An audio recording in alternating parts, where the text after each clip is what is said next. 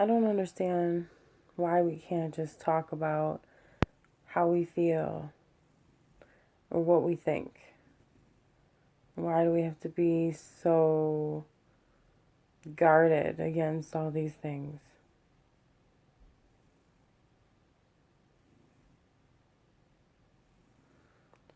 Why is it so important to keep these things and ideas hidden? Well, a lot of the reason I see is because people will make fun of you, or they'll accuse you of being crazy or mentally ill. But in reality, you just see things more clear.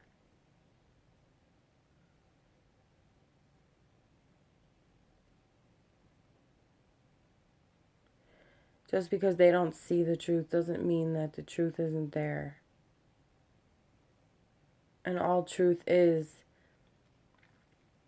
what's standing after you knock down all of the lies and the non-truths.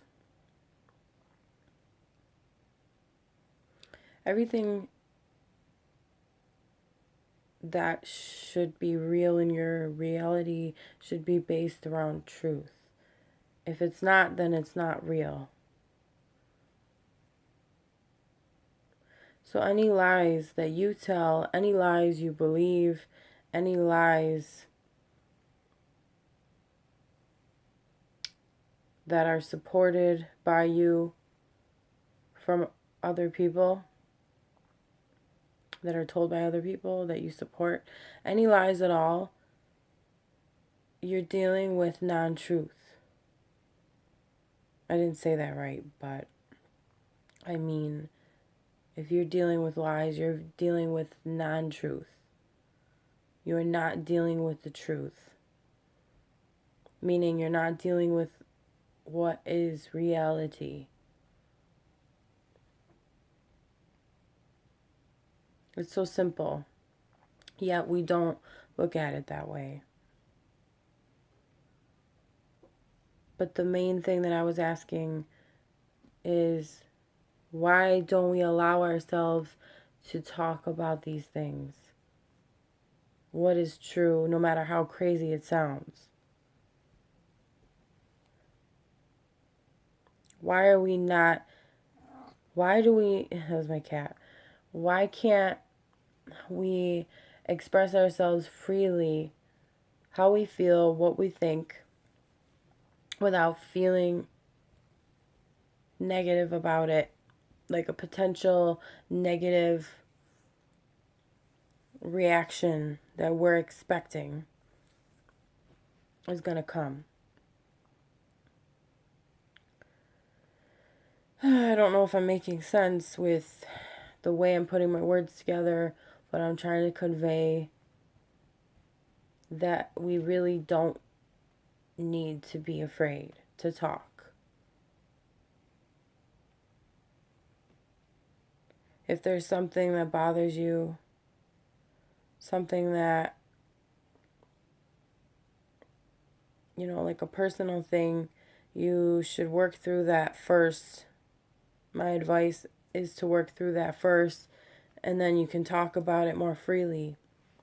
Maybe that would be one reason why you wouldn't want to open up about that to multiple people, or to whoever, the public, whoever would see this.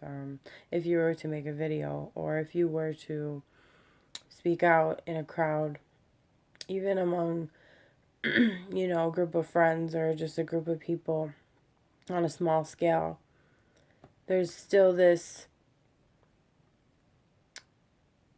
almost like, I have so many things in my head. I'm trying to sort through everything to say one thing to explain what I mean. It's almost like, okay, it's almost like being put under a microscope, or like you're being studied, examined, That's one reason why people don't speak out. They don't say anything. I find that a lot of people feel this way in families, among their friends, people that are supposed to support them. When they say something that seems to be out of touch with reality, usually the majority of the group, whoever, well, yeah, whatever group you're dealing with, usually the majority will be against the view of the individual that might have a different view. It's okay to have different views or to not see something that someone else sees, or not, maybe not understand what that person is going through or what they know. They might know more than you know. That's another thing. It's not about intelligence, it's just about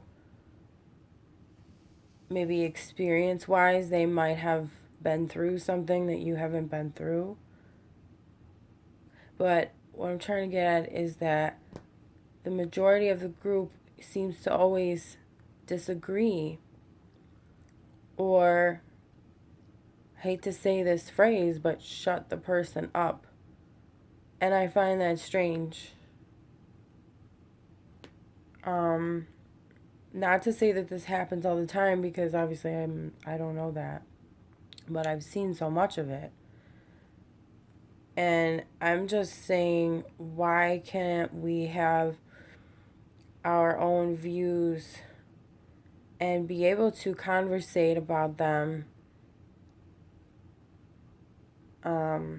openly and not feel like we're being examined, like an experiment, or even questioned too much to the point of someone not being interested anymore but skeptical. I think a lot of people a lot of people have lost interest in new ideas or new ways of thinking, or new discoveries that people have made. It's like, whether it's true or false, why not listen to the person to figure out if it is true or false? It seems that a lot of people nowadays just want to cut that person off and change the subject. And again, this is just my view. It's not like I think this of everybody in every situation. It's just usually in a big group, or when there's more than two people talking to someone that thinks radically. Well, I don't know if I want to use the word radically, but someone someone who thinks different, but still sane. The question is, the thing is, people don't question themselves whether they're sane enough, or whether they're sane in comparison to the person that is bringing up some of these new ideas, new thoughts. So we really have to consider, there might be more to the story than what meets the eye, as they say. And that's all I have to say. Thank you.